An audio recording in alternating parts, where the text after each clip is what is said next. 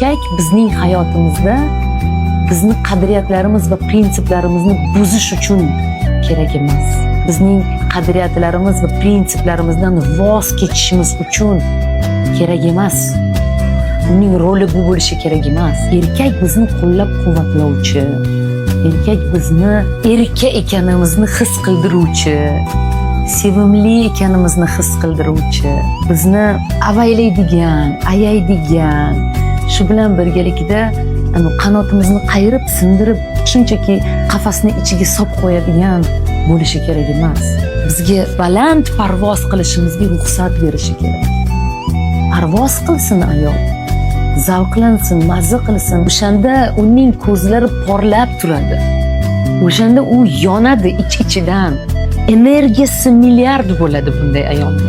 Va aynan shu energiyasini eriga, bolalariga, oilasiga, muhitga sarflaydi, to'g'ri sarflaydi. Erkak bizning